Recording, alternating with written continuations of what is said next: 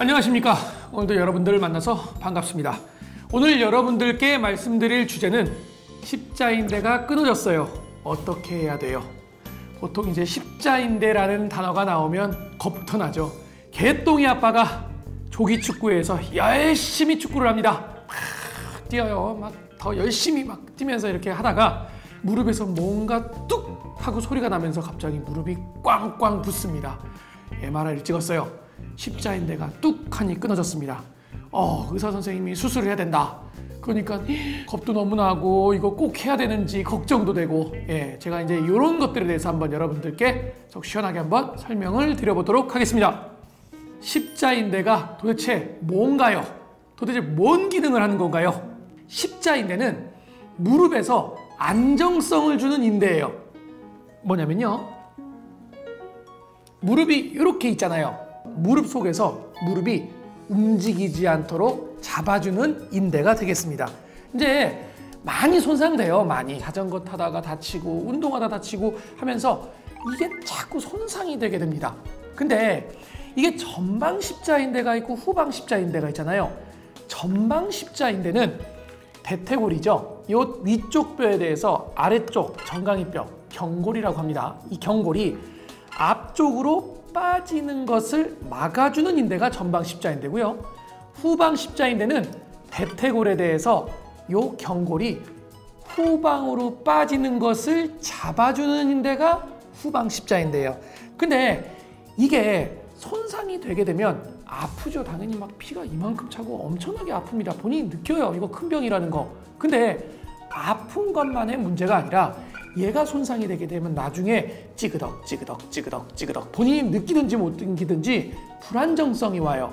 그러면서 이렇게 계속 덜렁덜렁거리면서 관절염이 진행이 되죠. 그렇기 때문에 굉장히 중요성을 갖는 인대가 이 전방 후방 십자인대예요. 그러면 두 번째, 어떨 때 다치나요?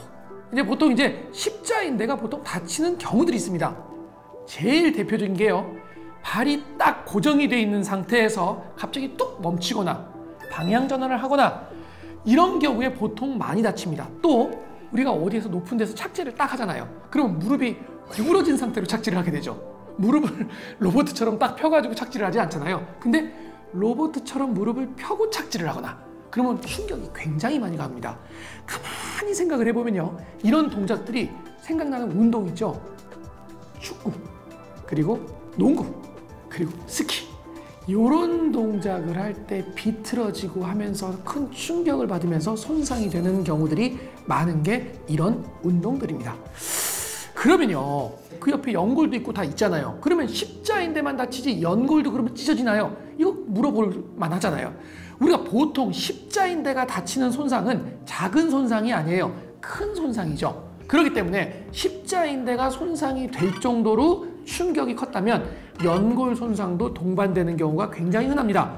먼저 급성으로 십자인대가 딱 끊어지는 경우가 있잖아요. 그런 경우에는 20%에서 40% 정도로 반월상 연골 파열이 동반이 돼요. 또 만성적으로 십자인대가 찌그덕 하면서 손상이 되는 경우들도 있거든요.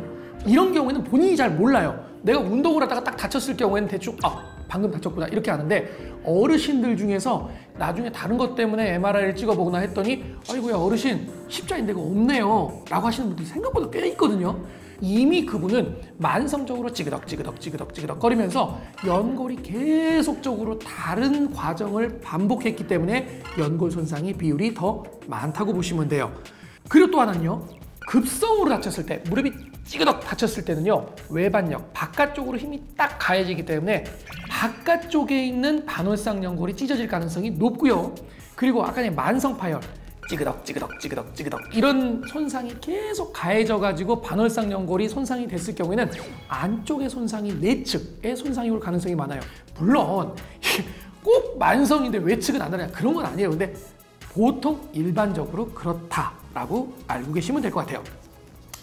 그러면 진단은 어떻게 합니까? 진단. 보통 제가 예전에 진짜 한참 옛날에 엑스레이는 뼈를 보고 인대하고 연골 이런 거는 MRI로 확인한다 이렇게 말씀을 드렸잖아요. 엑스레이를 딱 찍었어요. 엑스레이는 정상인 경우들도 많아요. 왜냐면 뼈가 다치지 않았다면. 근데 가끔 가다가 인대가 뼈를 이렇게 물고 떨어지는 경우들이 있어요. 가끔은 흔하지는 않습니다. 그런 경우에는 엑스레이에서도 요거 십자인대 손상이 됐겠는데 라고 의심되는 경우들도 있어요. 근데 대부분은 그런 경우가 흔치는 않습니다. 보통은 MRI를 찍어서 손상이 되어 있는 정도를 확인을 해요. 그럼 이제 궁금한 게 있죠. 수술을 꼭 해야 됩니까? 십자인대가 끊어졌다는데 수술을 꼭 해야 됩니까? 이거 진짜 많이 물어보죠. 왜냐면 이게 이렇게 물어볼 수밖에 없는 게, 아니 우리 아버님은 아예 십자인대가 없대던데 근데 지금까지 잘 살고 계시는데 왜 나는 꼭 수술을 해야 돼요? 이렇게 물어보거든요. 이런 수술을 해야 되느냐 말아야 되느냐를 결정하는 굉장히 중요한 정도가 불안정성 정도예요. 의사 선생님이 잡아당겨서 이학적 검사로 확인을 해서 무릎이 어느 정도 빠지는지를 확인을 해요. 그래서 0, 1, 2, 3단계 해가지고 저 같은 경우는 이제 보통 한 10mm 정도, 3단계 정도가 돼야지 저는 수술을 보통 하거든요. 근데 그거는 이제 저의 기준이고, 보통 이제 교과서적으로는 2단계, 6mm 정도 이상이 빠지게 되면 수술적인 치료를 하는 게 맞다. 만약에 십자인대가 끊어졌는데 불안정성이 그렇게 심하지 않다면 굳이 수술을 하실 이유는 없습니다. 근데 이게 중요한 게, 이런 불안정성을 판단하는 기준이 있어요. 예를 들면 개똥이 아빠가 다쳤는데 무릎에 피가 이만큼 찼어요. 그러면 막 의사 선생님이 거기서 아파 죽겠는데 이걸 잡아당기려고 하면 힘을 막 들고 있을 거 아니에요. 그리고 피도 꽉 차 있기 때문에 잡아당겨도 잘 안 당겨지는 경우들이 있어요. 그러다가 좀 붓기도 가라앉고 아픈 것도 좀 줄어들면 그제서야 이렇게 잡아당겼을 때 쑥쑥 밀리는 경우가 있습니다. 그러니까 지금 제가 말씀드리는 불안정의 기준은 어느 정도 붓기도 빠지고 아픈 것도 좀 좋아진 상태에서 잡아당겼을 때 쑥쑥 밀리는 정도를 가지고 판단을 하신다고 보시면 돼요. 그리고 두 번째는 불안정성이 그렇게 심하지 않은 연골 파열과 동반이 돼 있는 경우가 있어요. 그럼 이제 그런 분은 어떻게 되냐? 수술해야 돼요. 십자인대를 이으면서 반월상 연골까지를 같이 봉합을 해주는 수술을 해야 됩니다. 근데 이 경우도 굉장히 중요한 문제가 있습니다. 우리가 십자인대 수술을 할 때는요, 한 2주 정도 지켜보면서 얼음찜질도 많이 하고 그다음에 붓기도 가라앉히고 그렇게 한 다음에 그 다음에 관절 각도가 어느 정도 나온 다음에 수술적인 치료를 하는 게 맞아요. 왜냐하면 먼저 막 처음부터 막 해버리면 관절이 굳을 수가 있거든요. 근데 예외적인 조항이 뭐냐면 반월상 연골이 손상이 같이 있는 경우에는 최대한 빨리 그 부분을 꼬매줘야지 회복력이 좋기 때문에 최대한 빨리 봉합을 해주는 것이 맞다라고 생각하시면 될 것 같아요. 또 세 번째 조건, 나이도 중요합니다. 나이.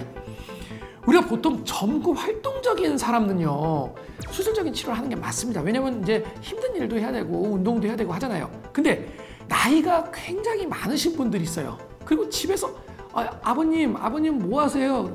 나는 아무것도 하는 게 없어. 밥 먹고서 그냥 동네에 한 바퀴씩 도는 게 다야 라고 하시는 분들한테 굳이 십자인대를 이어주는 게 도대체 무슨 의미가 있습니까? 그러니까 그렇게 나이가 드신 분들은 보통 근력 운동 하시고 주사치료 하시면 돼요. 근데 이게 또 중요한 게, 나이가 있으신데도 요즘에 TV 보면 몸짱 할머니 해가지고 막 나이가 드셨는데도 막 운동 많이 하고 막 등산 저보다 더 잘하시는 분들 있잖아요. 그러니까 나이가 꼭 절대적인 기준은 아니고요. 활동력, 내가 활동하는 게 어느 정도 있는지 그런 것들, 그리고 다치기 전에 기대치 이런 것들에 대해서 수술적인 치료를 결정을 하신다고 보시면 돼요. 십자인대가 끊어지면 운동을 다시 할 수 있나요? 이거 맞아요. 여러분 너무 궁금해하죠? 처음에 수술을 하고 나서 처음에 꺾는 각도를 이제 어느 정도 늘려가고요. 처음부터 확 늘리지는 않습니다. 왜냐하면 너무 세게 재활을 빨리빨리 진행을 하게 되면 이 인대가 잘 자리를 잡지 못하고 느슨하게 되는 경우가 있거든요. 그래서 6주, 그 다음에 3개월에 걸쳐서 각도를 100도, 그 다음에 3개월 정도 됐을 때 120도 이렇게 천천히 진행을 시킵니다. 그러면서 근력 운동을 계속 시켜줘요. 그러면 십자인대도 십자인대고 그 주위에 근력 강화까지 이제 같이 되잖아요. 그렇게 되면 최소 6개월 정도가 지나게 되면 우리가 일상적으로 할 수 있는 운동은 전부 다 할 수 있다고 생각하시면 돼요. 농구, 축구 이런 거 할 수 있냐? 당연히 할 수 있습니다. 그리고 십자인대 수술이 굉장히 어렵고 막 이렇게 할 것 같은데 안 그래요. 그냥 의사 선생님이 이제 수술을 할 때 무슨 그렇게 난이도가 있거나 막 이렇게 막 째거나 막 이런 게 아니라 진짜 조금만 이렇게 째가지고 하면 되는 거기 때문에 시간도 한 20분이면 끝나는 수술이라서 너무 걱정하지 마시고, 만약에 수술이 필요하시면 수술하시면 크게 문제가 없으실 것 같아요. 후방 십자인대. 이것도 말이 많죠. 이제 후방 십자인대. 이 후방 십자인대는 조금 더 이견이 있는 편이에요. 전방 십자인대보다. 왜 그러냐면 전방 십자인대는 혈액이 잘 이렇게 인대에 공급이 잘 안 돼요. 그리고 회복을 했을 때 굉장히 만족도가 높고 그래서 필요하면은 수술적인 치료를 하는 게 맞는데 후방 십자인대는 활액막에 이렇게 쌓여 있어가지고 혈액 공급이 잘 된단 말이죠. 그래서 굳이 수술을 안 하더라도 회복이 잘 되는 경향이 있어요. 그리고 이상하게 수술을 하더라도 불안정성이 일부가 남는 경우들이 있습니다. 후방 십자인대는 정말 많이 끊어진 거 아니면 되도록이면 보존적인 치료를 하고 주사 치료를 해서 회복을 시키는 게 어떨까라고 저는 생각을 합니다. 제가 이제 오늘 전방 십자인대, 후방 십자인대 이런 십자인대 손상에 대해서 한번 말씀을 쭉 드렸어요. 여러분들이 이렇게 설명을 쭉 들으시고 그래도 애매해. 나는 그래도 궁금해. 십자인대가 뭐 한 70% 끊어졌는데 이거 어떻게 해야 돼? 뭐 이렇게 궁금하신 사항 있으면 댓글에 좀 남겨주시면 제가 요거를 쭉 읽고서 한번 시간이 되는 대로 설명을 드리도록 하겠습니다. 지금까지 골통의사 윤재용이었습니다. 감사합니다.